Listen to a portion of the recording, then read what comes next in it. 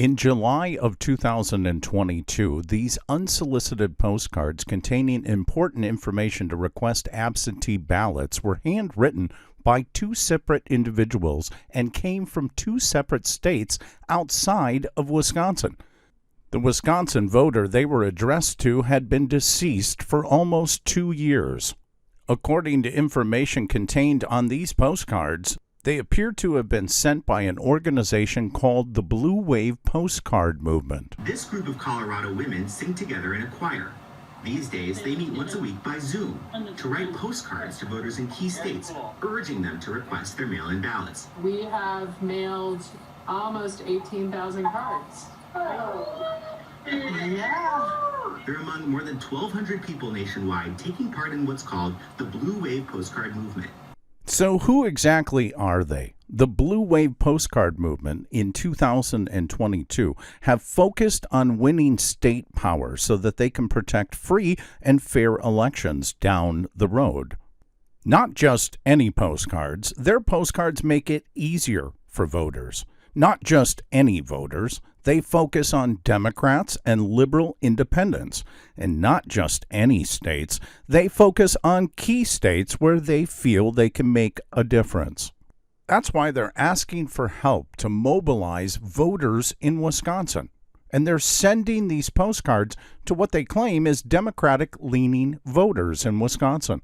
Participants purchase mobilization postcard kits from their website. These postcard kits includes the names and address labels. Now, postcards are an order of magnitude more cost-effective in turning out voters than canvassing, phone banking, texting, or even TV ads, according to the Voter Participation Center. During the 2020 elections, the Blue Wave Postcard Movement managed to send almost 1 million postcards by mail. More than 339,000 went to Wisconsin alone. They are a nonprofit organization that started in 2020 to restore democracy in America. Their founder and president, Ning Mosberger Tang, is a Boulder-based activist and community organizer. She has a background in computer science and used to work for Google as an engineer in its early days when the Don't Be Evil model was created. Also, the technology director and program director have background ties to Google as well. And the team's program director has also led software engineering teams at Google, which helps to explain why the front of these postcards have been technologically enhanced with QR codes. As we know, QR codes harvest digital data and scan reports capable of reporting details about who scanned what postcard. These QR codes are redirectable, which means that after they've been printed on the postcard, the landing of the user who scans them is able to change. And this redirection is available through a domain labeled qrco.de. And .de is the country code for the Federal Republic of Germany. Nevertheless, the Blue Wave Postcard Movement claims to be sending these postcards to Democratic-leaning voters in Wisconsin, which simply isn't true considering the deceased Wisconsin voter that received not one, but 2 Blue Wave postcards from Washington and Colorado was not a liberal Democrat and was an avid Trump supporter, despite the fact that they had passed away due to COVID complications 2 years ago. So how and where did Blue Wave get the name and the information? How many other deceased voters received unsolicited absentee ballot request postcards from Blue Wave? How many of those solicitations resulted in a deceased voter obtaining their absentee ballots? And worse, how many of those ballots were actually cast? All valid questions that may furnish contemplation for the curious. But wait, there's more. The deceased Wisconsin voter further received unsolicited mail encouraging them to file immediately for an absentee ballot for every election in 2022. But this time, these valid-looking applications came from the Center for Voter Information out of the state capital of Madison, Wisconsin. The organization's address is actually a post office box at the Madison, United States Post Office. Nevertheless, our deceased voter was encouraged to not discard this important ballot request form, which was electronic service requested, with a bulk mailing permit number 2227 for a not-profit listed out of Lansdale, Pennsylvania. However, the sender's address, Center for Voter Information, is listed in Austin, Texas, and a business under the name of Homestead Recording Service appears at that address.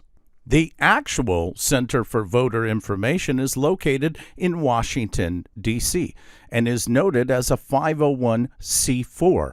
And let's be fair, the Center for Voter Information has a very low rating and terrible reviews. There are other organizations listed at this address, including the Hospice Foundation of America, the Embassy of Fiji, as well as the Voter Participation Center, who is VPC, the sister 501c3 to Center for Voter Information.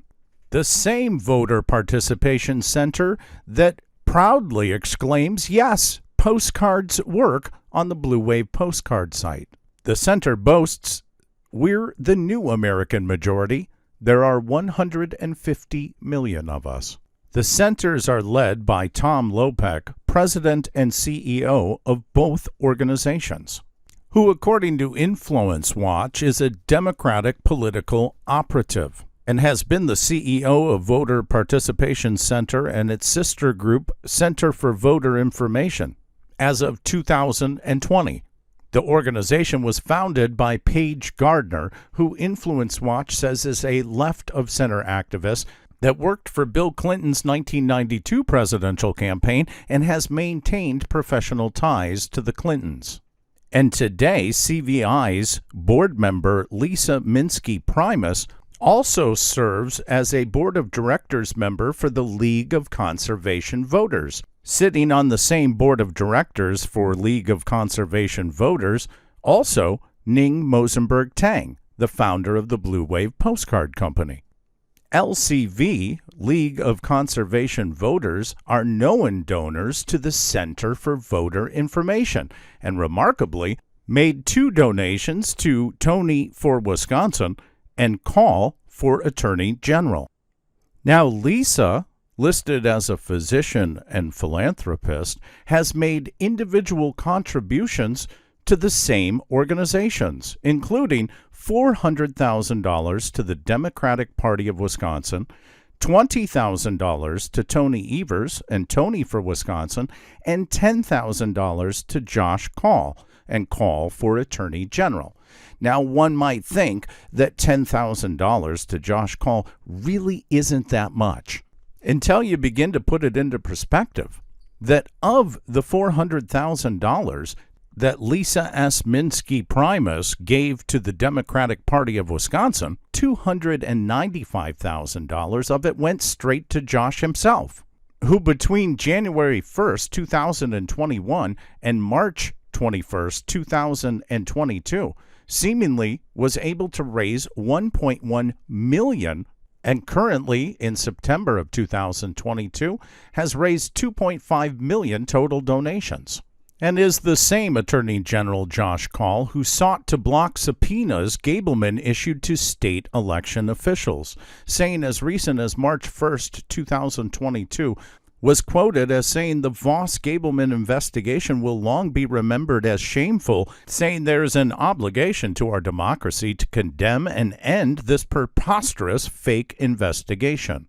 Perhaps turning a blind eye because, according to the Voter Participation Center, postcards work, but really begs the question just how well when deceased Wisconsin voters receive vote-at-home ballot request forms with the very clear message, "Do not discard," thanks to the Center for Voter Information.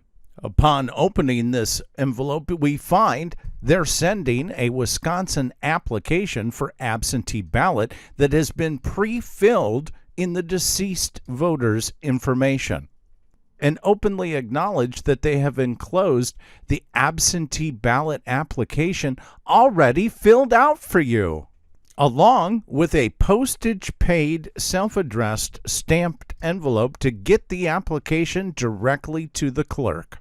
However, these applications that were mailed on or around April 25th, 2022, clearly seem to be out of date, as they are missing the much necessary Section 4, making sure you're providing a photocopy of your acceptable photo ID. The application does not contain that option. And at the bottom, although it's listed EL 121, we clearly see the revision of this form was from June of 2020. Again, this mailer was sent on or around April 25th, which is the same date that appears on the opening letter, April 25th, 2022, which is also the very same day that the Wisconsin Elections Commission uploaded the sample of this mailer to elections.wisconsin.gov. But the center isn't just doing this in Wisconsin. By the end of the 2020 election cycle, Lopex Groups had sent ballot applications to 15 million people in swing states, nearly 1/3 of which were returned. That's a lot of absentee ballot applications from Wisconsin to Arizona. The question is, why are millions of dollars in postage and return mailings taking place? Why are multiple pieces being sent per address? Where are these lists coming from? What happens to the ones that are actually returned to sender? Why do they intentionally send to people who have already moved, encouraging them to register their new address? Why are they using the old address intentionally? And how many of these applications made it to clerks that actually processed them? Did deceased voters return these applications? Did any deceased voters receive absentee ballots? And if so, were any of those ballots cast and counted? We do know that recently, when the deceased voter's information was entered into My Vote, the deceased individual's family members discovered the deceased Wisconsin voter was registered, active, and the absentee ballot could have been sent anywhere in the world. And we know this to be true because the Racine County man, Harry Waite, has been charged for committing voter fraud because he did just that. He exposed the vulnerability in this system. Yet the Wisconsin Elections Commission refused to acknowledge the complaint. And Joshua Kaul, the Attorney General of Wisconsin, signed the summons for Harry to appear on these federal charges of election fraud. And rather than taking accountability for this flaw and acknowledging it, Wisconsin Elections Commissioner Ann Jacobs said, quote, "This man, according to his own confession, broke the law and did so intentionally under the guise of some weird attack on our absentee voting system, which, if you don't break the law, works very well." And reviewing Wisconsin state legislature for the methods of obtaining an absentee ballot, anyone with common sense has to ask themselves, are these applications legal? Are they fraudulent? Do they violate Wisconsin election law? And if they do, why isn't the one man who actually received political contribution from a board member from this organization doing anything about it? This has been the end of this special report, Part 1. Stay tuned as this story continues to develop.